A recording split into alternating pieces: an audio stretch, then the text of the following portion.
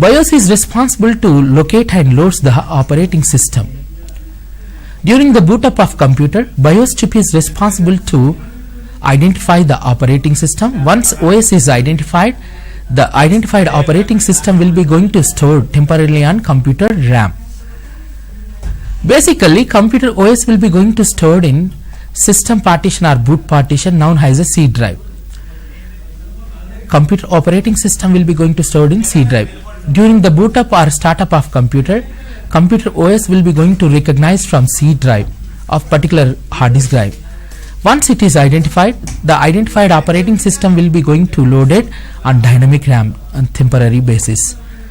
This task will be done by BIOS chip.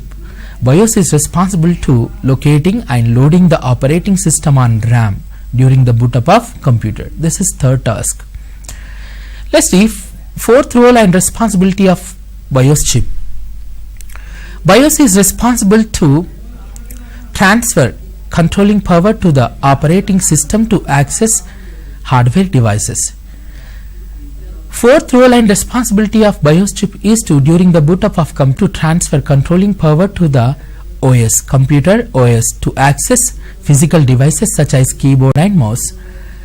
In this session, you can able to identify one thing. As a user, I am using keyboard and mouse to access computer OS. As a user, I am assuming one thing. The thing is, with the help of keyboard and mouse, I am accessing computer OS. That is utterly wrong. Whenever user will be going to think with the help of keyboard and mouse, I am accessing computer OS is utterly wrong. What actually happening in this process? Computer OS will be going to access keyboard and mouse. Who will be going to transfer controlling power to the computer OS? BIOS chip. BIOS chip is responsible to transfer controlling power to the computer OS to access keyboard and mouse. These are the different roles and responsibilities of BIOS chip. BIOS is a circuit, one of the circuit which is categorized under ROM. Okay, ROM is a integrated circuits. ROM is a integration of many circuits which are used to store computer boot up or startup instructions and critical information known as BIOS. Okay, in current generation computers we are using EEPROM, electrically erasable programmable read-only memory. Okay, I can able to say different words regarding BIOS. Here we discussed BIOS chip roles and responsibilities. This is known as a computer booting process. Computer booting process. What was that computer booting process? Whenever user from computer try to restart, that is nothing but power on. Step 1 is we need to power on. Step 2 is BIOS from computer will be going to perform post. Power on self test, whether the power is supplying properly to the number of connected physical devices or not, called as a post. Coming to step 2, step 2 is nothing but recognizing boot device. Boot device is nothing but hard disk drive. C drive of particular HDD on computer is generally called as a recognizing hardware device or as boot device. Step 4, computer OS will be going to load it and performs BSL, bootstrap loader, with drivers pack. This is step 4. Under computer booting process, step 5 is BIOS will be going to transfer controlling power to the OS to access hardware devices. These steps are generally called as a computer booting process. Step 1 is power on, step 2 is performing post, step 3 is loading operating system, and step 4 is performing BSL with drivers pack, and step 5 is transferring control power to the OS to access hardware devices. These are the different steps of computer booting process. This is BIOS. On the screen you can able to see one example, that is BIOS chip. It depends on computer motherboard. You can able to see the different type of BIOS chips. As per today's session, we have to talk about third component of computer is motherboard. Up to now we discussed different components of computer. Number 1 is processor, number 2 is primary storage devices. Third important component of computer is motherboard. What is this motherboard? Motherboard is generally called as a circuit board. Motherboard is a system board. Let's see the motherboard. It is a main circuit board of a computer. Motherboard is third component of computer. It is a main circuit board of computer. Number of circuits will be going to located on one plain board. That board is called as a motherboard. We don't have any particular limitations to maintain motherboard color as green or yellow or orange. It depends on manufacturer. They will going to maintain different colors. Those colors might be thick green, thick orange, thick black color, or else thick purple color. Different colors are available with motherboards. What is the role and responsibility of motherboard? What is the main purpose to using motherboard on computer? It controls physical devices and components that are connected directly or indirectly. How many devices will be going to connected to the computer motherboard? CPU, RAM, hard disk drive, different devices and physical components will be going to connect it to motherboard directly or indirectly. Let's see some components or physical devices which are connected directly or indirectly to the computer motherboard. Number 1, CPU. CPU is directly connected to the motherboard. Without using any cable, central processing unit such as processor chip will be going to connect it to the motherboard directly. Second component of motherboard is RAM. RAM is directly connected to the motherboard. Without using cables, it will be going to directly install on computer motherboard. Third component is hard disk drive. Hard disk drive is indirectly connected to the motherboard with the help of cable. In coming slides, we will going to discuss different type of hard disk drives with different cables to connect computer motherboard. Next component is expansion cards. What was that expansion cards? We will discuss in coming slides, or connected to it. CPU is directly connected to the computer motherboard. RAM is directly installed on computer motherboard. Hard disk drive is indirectly connected to the computer motherboard, and expansion cards are directly connected to the computer motherboard. Okay, CMOS battery also directly connected to the computer motherboard. Keyboard will be going to indirectly connected to the motherboard. Mouse will be going to indirectly connected to the motherboard. Motherboard comes in a different form factors. What is the general meaning of form factor? Form factor defines shape or layout or design or structure. Is generally called as a form factor. Different type of motherboards available with different form factors is nothing but different shapes or layouts. Those form factors are MBTX, MATX, standard ATX, mini ATX, mini ITX. Different type of motherboard form factors are available. Form factor is nothing but shape or layout or design of motherboard is called as a motherboard form factors. Motherboard comes in a different form factors. Let's see one type of motherboard on the screen. Here you can able to see one motherboard form factor. That form factor name is MBTX. MBTX technology extender. It is a one type of motherboard form factor. Motherboard form factor will be going to define location of mounting holes. Here in the screen you can able to see the location of mounting holes. I would like to highlight that mounting holes. Just wait a second.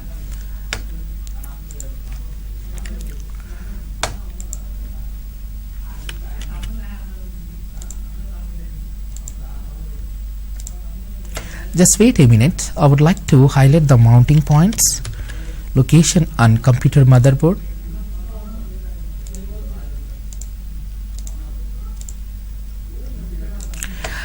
In this screen you can able to see the motherboard. In this motherboard you can able to see the mount points. Here in this is called as a mount point. In order to fix this motherboard, we need to use the screws. We need to fix this motherboard back panel of CPU box with the help of these holes. So that reason this holes is generally called as a mounting holes. Motherboard form factor is nothing but location of mounting holes, dimensions of RAM slots. Here in the screen, in this motherboard form factor, this is called as a yellow color slots, or generally called as a RAM slots, dynamic RAM slots. We need to fix or install physical component. That component is dynamic RAM on this yellow color slot. The dimension of this RAM slot is what landscape, right? And here you can able to see the expansion slots. These expansion slots are generally used to expand adapter cards. And location of SATA interfaces, location of chipset is generally called as a motherboard form factor. Motherboard form factor will be going to define location of mounting holes, dimensions of RAM and expansion slots, location of chipset is nothing but north bridge and south bridge, and location of processor. This information is generally called as a motherboard form factor. What you understood, motherboard form factor defines structure or shape or layout of motherboard. Here in the screen you can able to see the MBTX motherboard. In this MBTX motherboard is commonly used in desktops. Okay, in this desktop motherboard you can able to identify only one processor, that is this one. Here in this location, processor. How many RAM slots are there? 2 slots are there, RAM slots. Generally these 2 type RAM slots are called as a DIMM, dual inline memory modules RAM slots. DIMM RAM slots, 2 slots. The combination of combination of 2 dynamic RAM slots are generally called as a DIMM RAM slots. In the normal desktop motherboard you can able to see number of processors are only 1. Number of dynamic RAMs are only 2. Just compare normal computer motherboard with server motherboard. In this session, my intention is to differentiating normal computer hardware platform with server hardware platform. So that reason, just look at focus on one more type of motherboard. The type of motherboard is generally used in servers. This is server motherboard. Earlier, we verified desktop motherboard, the motherboard which contains only one processor, 2 dynamic RAM slots. But coming to server motherboard, here you can able to identify number of processors. Number of processors will be going to hosted on server motherboard. How many processors are there? Number 1, number 2, number 3, number 4. The server motherboard is specially designed to host maximum number of processors. Those processors are 4 processors. Here in this location you can able to identify dynamic RAMs. Dynamic RAM slots are there. Many dynamic RAM slots are presented in the server motherboard. Total number of dynamic RAM slots are approximately 32.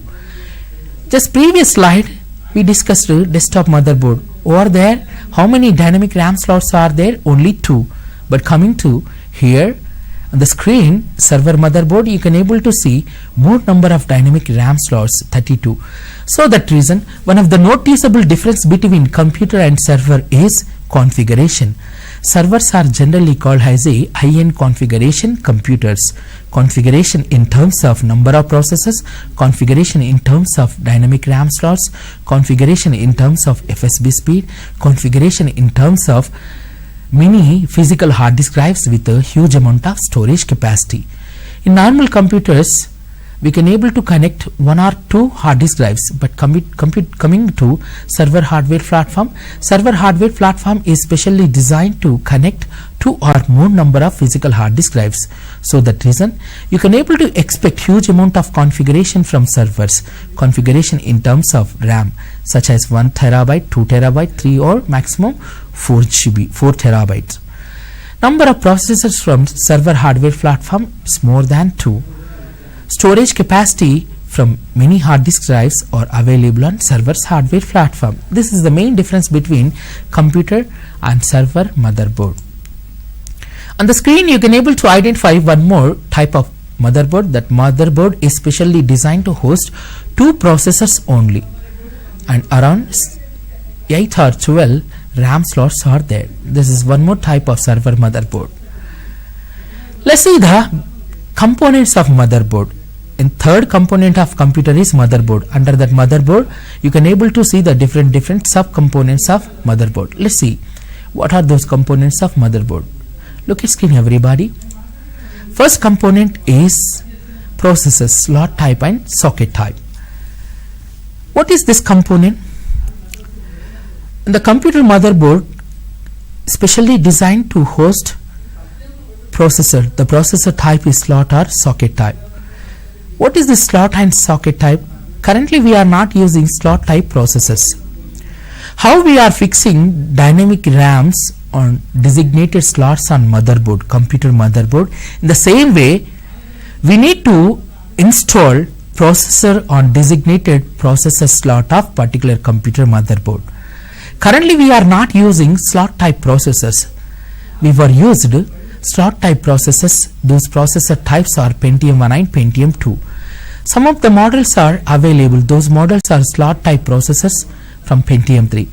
From Pentium 3 or Pentium 4 onwards, we are using one special type of processor on computer motherboard. That processor is socket type. Pentium 3 onwards, all type of processors are socket type processors. Okay. And the socket type processors, there are two types of processors, pin grid array and land grid array. Processors are generally two types. Number one, slot type. How we are installing dynamic RAM on designated slot of RAM on computer motherboard. The same way we have to install processor on designated slot of computer motherboard. The processor type is called as a slot type processors. Those are best example to understand slot type processors are Pentium 1 and Pentium 2. Currently, latest type of computers, we are not using slot type processors. We are using either pin grid array processors or else land grid array processors. Those are generally called as a socket type processors. Socket type processors are furtherly categorized into two types. Those are pin grid array, PGA. The processor which contains number of pins is called as a PGA. The processor doesn't contains pins is called as a LGA. Land grid array. Pin grid array processors are very delicate. Accidentally, any pin grid array is dropped from some amount of height, one or two more pins will be going to broke. If it is broken, any pin has broken from pin grid array processors, we can't use that processor normally. So that reason it is delicate processor. So that reason most of the latest type of laptops and desktops you can able to identify type of processor. That processor is land grid array. i3, i5, i7 processors are land grid array processors. The processor which doesn't contains any pin is called as a land grid array. Motherboard itself, it contains pins, is called as a land grid array processors. Processors are two types, slot type, socket type. Socket type is furtherly categorized into two types, PGA, LGA, land grid array processors. This is first component of motherboard. Second component of motherboard is memory slots. Memory slots is nothing but RAM slots. Earlier we discussed RAM slots, na? Yellow color slots. Those slots are generally called as a memory slots, dynamic RAM slots. Third component of motherboard is expansion slots. If you want to see the expansion slots location, just go through with slide.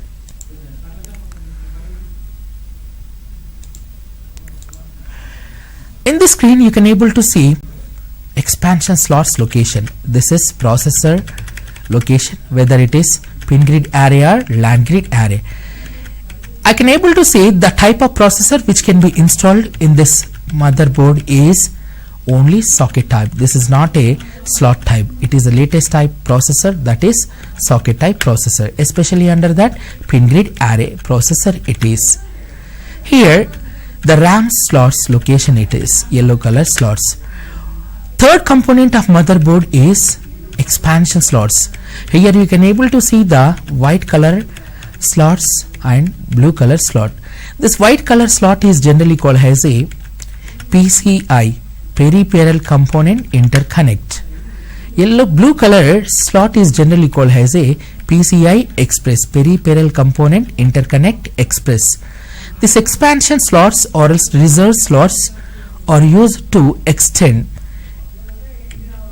video adapter, or else in order to extend graphic processor we have to use this expansion slots, or else this PCI or PCI Express slots are used to maintain two or more number of network interfaces. What was that network interfaces?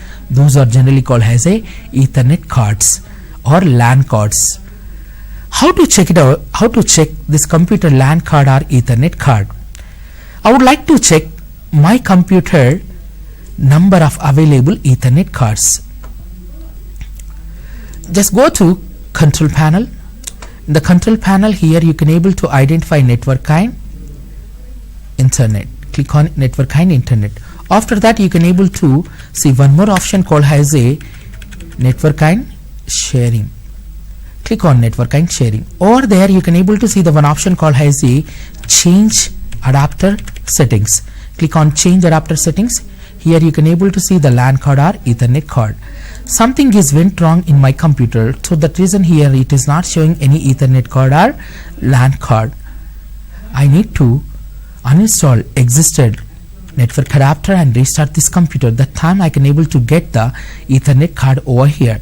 That Ethernet card is generally used to assign IP address to the computer. In the computer screen you can able to see the PCI or PCI Express. These slots are generally used to maintain 2 or more number of Ethernet cards on computer. By default Ethernet card location is this one. Can you able to see the screen? On the slide, on this motherboard slide, you can able to see the one component location. That location is RJ45 location. This is called as a LAN card location. This is default LAN card or Ethernet card location. In order to maintain 2 or more number of Ethernet cards or LAN cards in your computer, you need to purchase one physical device. The device is called as a NIC card. If the NIC card is PCI or PCI Express type, you have to use these slots. These slots are called as a expansion or reserve slots. Moreover, these expansion reserve slots are used to extend graphic card in your computer. Next component of motherboard.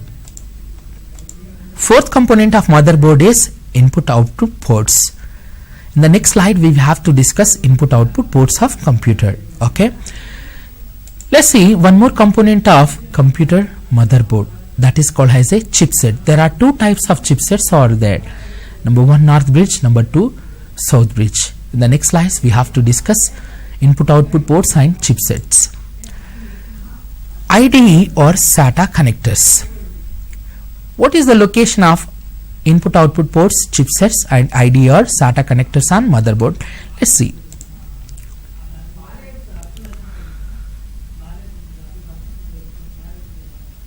Wait a minute, I would like to open motherboard. In this motherboard you can able to see the locations of input output ports. On the top of this motherboard, here you can able to see the input output ports. Input output ports are generally called as a VGA ports or as DVI interface or else RJ45 interface, that is nothing but Ethernet card location, or else USB ports, PS/2 ports. These are generally called as a input output ports. The location of input output ports on motherboard is top location. Next component is chipset. There are two types of chipsets can be used in computer motherboard. Number one type of chipset is north bridge. Here you can able to see the gigabyte name chip. That chip is generally called as a north bridge. How to identify whether it is north bridge or south bridge? The chip which is located near to the processor is called as a north bridge. This north bridge is responsible to manage and control high-speed devices such as processor and RAM. Computer processor and RAM will be going to managed and controlled by north bridge. That is first chipset of computer motherboard is north bridge. Always north bridge will be going to located near to the processor. Okay. One more chipset on motherboard is south bridge. Look at screen everybody. This is south bridge. The chip which is located near to the RAM slots or expansion slots is called as a south bridge. The south bridge is generally used to manage and control input output devices. If I would like to connect keyboard and mouse those keyboard and mouse or printer or scanner with the help of input output ports, those devices will be managed and controlled by south bridge. Moreover, south bridge is responsible to manage and control expansion or reserve slots. Coming to this first chip is north bridge. North bridge is responsible to maintain graphic processor. Graphic processor location is north bridge, that is first chipset. So that reason this north bridge is generally called as a GMCH, graphic memory control hub. One more chipset is south bridge. South bridge is generally called as a IOCH, input output control hub. The south bridge is responsible to manage and control input output devices or expansion slots. So that reason it is called as a IOCH, input output control hub. These are the two chipsets which can be used in computer motherboard. One more component of motherboard is SATA or IDE connectors. On the screen you can able to see yellow color interfaces. This interface is, I am highlighting that interface on the screen. Look at screen everybody. Yellow color interfaces are there. These are generally called as a SATA connectors. The SATA connectors are used to connect hard disk drive. One type of hard disk drive, that type of hard disk drive is SATA hard disk drive. If you are using old type hard disk drive in your computer motherboard, that old type of hard disk drive is IDE hard disk drive. To connect that IDE hard disk drive to the computer, we have to use one more interface, one more connector on computer motherboard. The connector location is, look at screen everybody, this is white color interface. The number of pins from this interface is 20 or 24 pin connector. This is 20 or 24 pin connector is generally used to connect SMPS to the motherboard. Above the this 20 or 24 pin connector, you can able to see the red color interface. This interface is generally called as a red color interface is generally called as a IDE connector. In order to connect IDE type hard disk drive to the computer motherboard, we have to use IDE connector. This is SATA connectors, this is IDE connectors. These are the different components of motherboard. Up to now we discussed IDE. Next component of motherboard is CMOS battery. Another component of motherboard is power supply connector. One more is heat sinks. Last one is front panel connectors. Let's see the last four components of motherboard. Number one is CMOS battery. Number two is power supply connectors, heat sinks and front panel connectors. Just go through with the motherboard. On the motherboard, next component is CMOS battery. On the screen, everybody look at screen. On the screen you can able to see the CMOS battery location. That is stainless steel battery it is. Right. Here, this is the location of CMOS, complementary metal oxide semiconductor device. This component is generally used to store and update system date and time. For example, if I shut down my computer, the shutdown time of this computer is 10:30 AM. Whenever computer is shut down, in the background, computer date and time will be going to updated with the help of the CMOS battery. The CMOS battery is nothing but complementary metal oxide semiconductor device. The device is CMOS battery. Moreover, the CMOS battery is used to store computer running configuration. For example, the CMOS battery is drained or dead. What will happen? Just try to restart your computer with the drained CMOS battery. Definitely you will going to get one error message during the boot up of computer. That error message is computer NVRAM configuration is missing. To reset computer NVRAM configuration, please press F1. The error is nothing but CMOS battery. Whenever you try to restart your computer several times,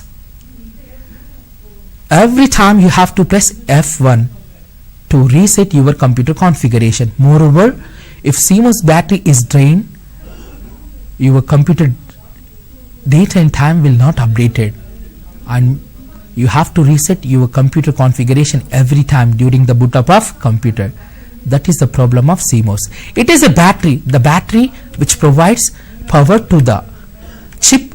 Chip is CMOS chip is called as a CMOS battery. CMOS battery is a battery which provides power to the CMOS chip, is called as a CMOS battery. What is the location of CMOS chip? Always CMOS chip will be going to integrated with south bridge. On the screen you can able to see the south bridge. CMOS chip will be going to integrated with south bridge on latest type of computers. Next component is power connector, power supply connector. In order to run this motherboard needed some power. That power will be distributed by SMPS. One more component of computer is SMPS.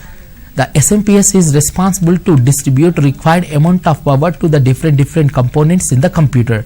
SMPS is responsible to distribute amount of power to the motherboard. SMPS, one of the main cable 20 or 24 pin connector will be connected to motherboard in this location. Okay. Next component of motherboard is heat sinks. On the screen, on the slide, you can able to see the processor location. On the processor location, generally this processor will be going to cover with one aluminum metal panel. That metal panel is heat sink. Processor will be going to distribute huge amount of temperature while processing given input instruction. We need to reduce that processor temperature. Processor temperature is not reduced with one more component. What will happen? Computer will be going to unexpectedly shut down, or else computer will be going to restart automatically again and again. What is the problem? Heat sinks are not working, or else processor cool paste is became a drain. Okay, so that reason processor will be going to cover with heat sink.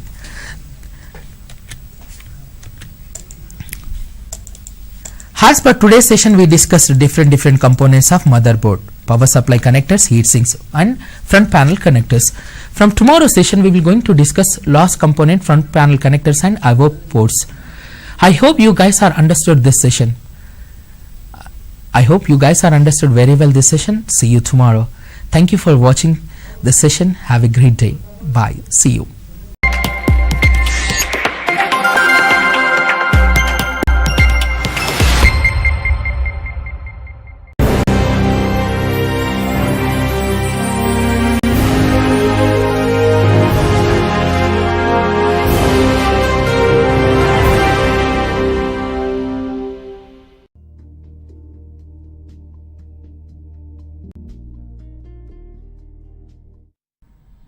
Everybody, welcome to today's session. So we're going to begin with the communication skills training for today as a part of the ESE program. So what we covered in the last session was the basics of communication, where I spoke about the fundamentals. In today's session, I'm going to recap certain aspects of communication tree. So we looked at certain myths and realities in terms of communication cycle. I explained to you what does that mean. So let's take a quick look at the communication tree. So when we talk about the tree, the first thing that we need is a language. Now the language is broken into sentences.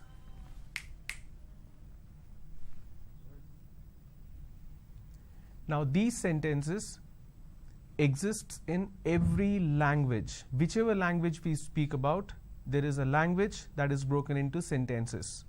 And here we are speaking specifically about oral communication. Now the sentences are broken into words, and we usually think the words are broken into letters. This is again a myth that we need to get rid of. Since we are speaking about oral communication, the words are not broken into letters, they are broken into sound. When we speak about oral communication, this is a face-to-face communication when one person is talking to another person or one person is talking to more than one person.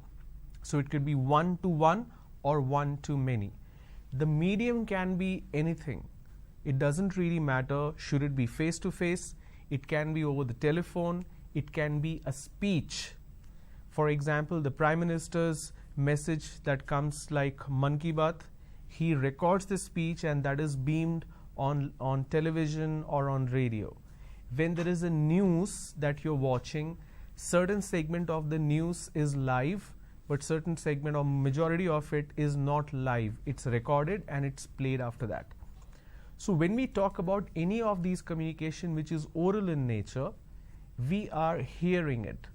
And when we hear, we don't hear the letters, we hear the sentences which can be broken into words, but words are not broken into letters, they are broken into sounds. Now this fundamental aspect of words being broken into sounds is what pronunciation is all about. So let me repeat what pronunciation is. So pronunciation refers to the way in which we make the sound of words. It also means creating correct sounds using the muscles of our mouth, tongue and lips, etc.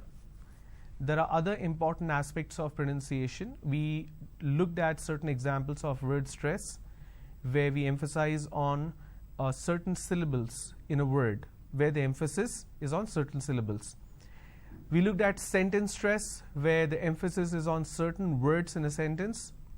Linking, we looked at certain examples, joining certain words together. Intonation, the rise and fall of our voice as we speak. I gave you certain examples for intonation as well. Now, why should we focus on the pronunciation as the first fundamental pillar of communication? Let me show you certain example.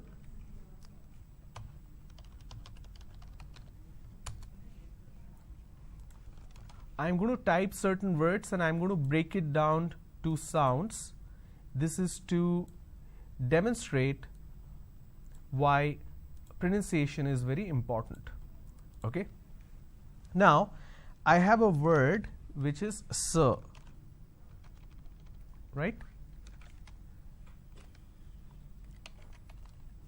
Now, this particular word is pronounced as sir,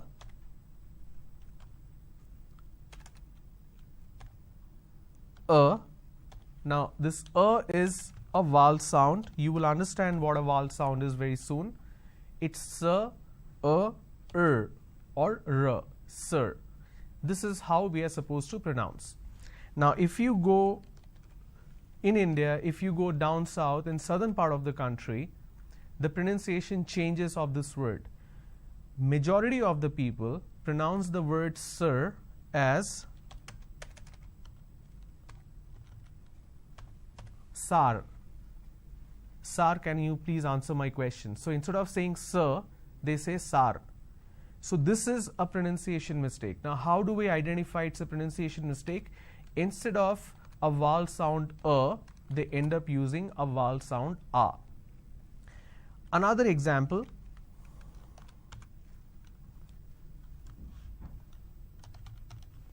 The word is class and the pronunciation is k,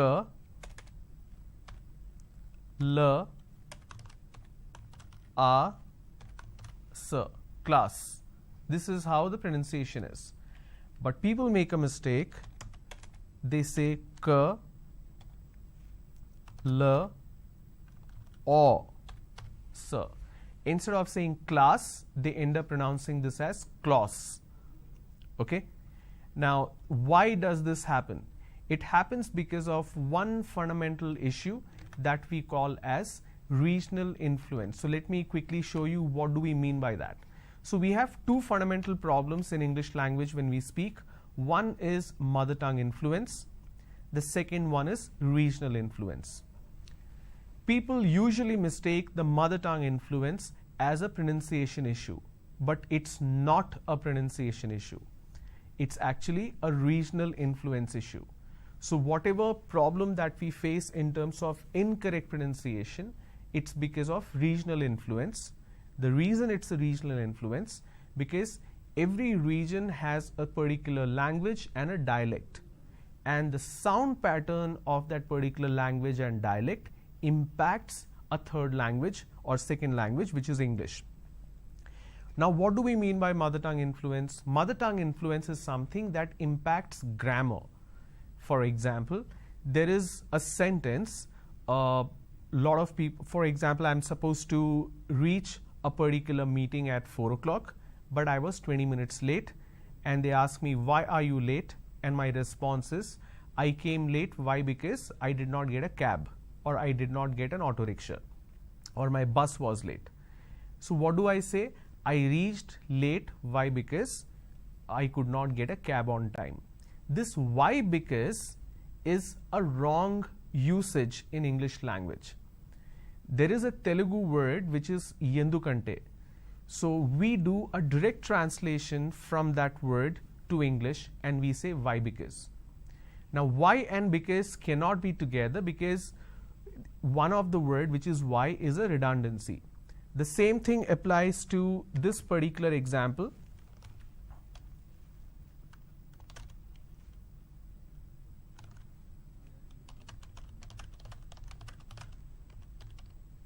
I can able to come at 4 p.m. Can you able to come at 4 p.m.? Now this is wrong. Can and able cannot be together because they mean the same. So the correct form is I can come at 4 p.m. and the question is can you come at 4 p.m. So the word able is not necessary, it's redundancy. Now when you have a word which is redundancy, what happens is it leads to grammatical issues. That is what mother tongue influence is all about. We do a transliteration. Transliteration basically means literal translation. We do a literal translation from our vernacular language to English language, and that leads to a grammar problem. For example, a lot of us ask this question when we meet for the first time. We ask, what's your good name? Now, what do we mean by good name? That doesn't mean the person also has a bad name. In India, culturally speaking, a person's name could be Srinivas, but at home, his friends or family calls him Srinu. So when they say, what's your good name? They basically mean what is the name which is mentioned in your resume or in your certificate. That is what good name is. But in English language, it can be either good or bad, which doesn't mean the person has a bad name as such. So that is what mother tongue influence is all about, where we think in a particular language, a vernacular language, and we do a direct translation to English, and that leads to grammar issue. But here we are speaking about sounds, we are speaking about pronunciation. When we speak about pronunciation, we are supposed to talk about regional influence. In every part of India, like I said, there is a language, there is dialect. So the pronunciation pattern of that particular language or dialect influences English language sounds when we speak. And that is why if you go to certain part of the country, they pronounce the same words differently. For example, if I have a word which is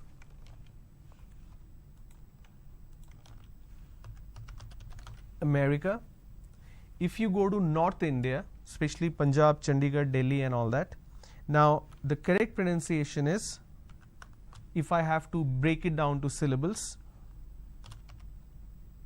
America. So there are 4 syllables, America. Now in northern part of the country, they pronounce this as Rica. So they drop a syllable. Instead of saying America, they say I'm going to America. For example, the word which is school. There are 2 syllables, school. But in places like UP, Bihar, Jharkhand, they add another syllable.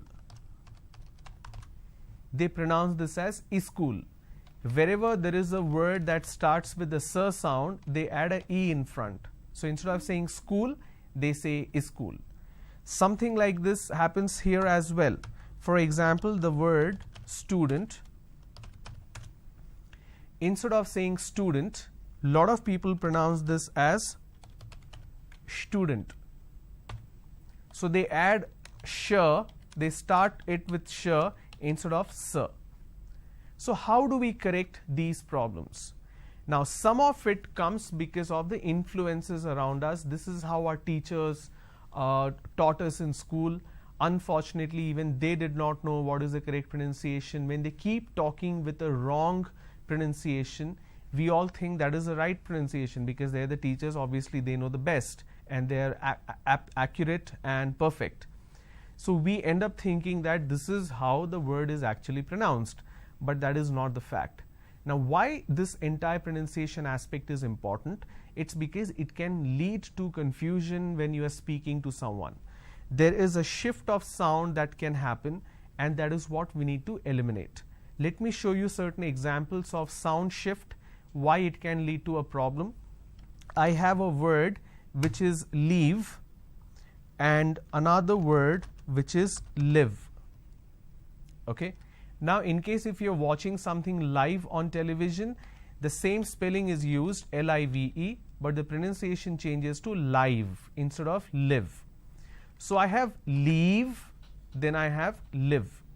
If I have to break this down, the first one is L, E, V. The second one is L, I, V. So this E is something where the difference is. So here I say E, here I say E. Lot of people make this mistake, they interchange. They swap it, and that's where it leads to a problem. So if I have to speak a sentence, I want leave for 2 days as I am, let me correct the alignment.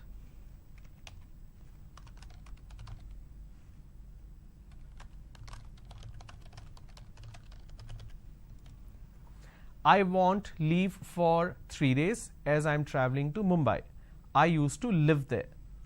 So please pay attention to how I am pronouncing. I want to leave for, I want a leave for 3 days as I am traveling to Mumbai. I used to live there. So this is live, this is leave. Now if I interchange the sound, now here I am talking about oral communication, and I interchange the sound and I end up saying, I want to live for 3 days as I am traveling to Mumbai. I used to leave there. It's not I used to leave there, I used to live there. So that's a sound shift when you end up doing, it's a problem. Some people have the problem of a j and z. For example, page. So instead of saying page, they pronounce this as pays. Instead of pronouncing zone, they pronounce this as zone. Now zone is different, zone doesn't work, there's no such word, there is no such word as pays as well. Okay, so when you make these mistakes, it's difficult to understand what exactly the person is talking about. Another example, there is a word which is must. Must means you should. They replace the second sound so this is must, they say mast. Now mast means the top portion of a ship or a boat. Both are two different words. So when you make a mistake like this, it leads to understanding issue, comprehension issue. The best example that I can talk about in terms of influences is this particular word. Please pay attention to what I am saying. Now, what is the pronunciation of this word? There are two pronunciations which people usually say. One is schedule. Schedule, we can pronounce this as schedule. Let me change the color so that you can understand. You can either pronounce this as schedule, or some people pronounce this as schedule. So either you say schedule or you say schedule. Now let me tell you what is the correct pronunciation. In order to understand what is the correct pronunciation, you need to understand the influences and you need to understand the origin. Now English language primarily, we learned it from the British. So there is Victorian English and there is other English which is American English. Today the influences that you see, the way we speak, is primarily the impact of American English. But since we were ruled by British, we learn English from them, we are not very sure which one to use where. Now both their pronunciations are different for a lot of words. Let me show you the same word as an example for this. So when I have a word which is schedule, if I have to look at British pronunciation, now let me change the color so that you can identify what do I mean by this. The British pronunciation is schedule and American pronunciation is schedule. And this is a fact a lot of people don't understand. So the British pronunciation is schedule, the American pronunciation is schedule. Now in India, what we are doing is we are taking half of American pronunciation and we are taking half of British pronunciation, and we end up pronouncing this as schedule. This is where we go wrong because of the influences without understanding the root of it, without understanding the origin of it or the structure of it. Now how do we understand, or how do we make sure that we understand the sounds properly and we do not make any kind of pronunciation mistake? So what do I need to do, and what do I need to do to correct this? In order to do that, we need to understand what do we mean by sound. We know what is a pronunciation in terms of definition, but why is it different? Why is it difficult to get the correct sound in English language? We need to look at certain examples so that I can demonstrate that to you. Okay. Now I have a word here. Let's try this quick example. I have a word which is city. Okay. And I have another word which is cat. So we have city and we have cat. Now pay attention very closely. Now what is common between these two words? The first letter, of course. Both the words starts with the letter C. But when I look at the first word city and when I look at the second word cat, there is a fundamental difference in terms of pronunciation. Another example, we have giraffe starting with G. It's not giraffe, it's giraffe. And we have a word which is gadget. Here again, G and G, both the words starts with the same letter. But the fundamental difference is when we have the word city, we can replace the word the letter C with a sir. Even if I have sir, I can pronounce this as city. There will be a spelling mistake, but the sound will be accurate. The same thing applies to cat.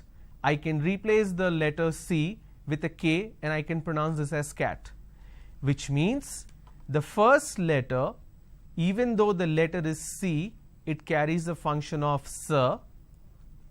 And when I have the letter C again, it carries a function of a cat. But if I use K and S, there will be spelling mistakes, but as far as the pronunciation is concerned, both are accurate.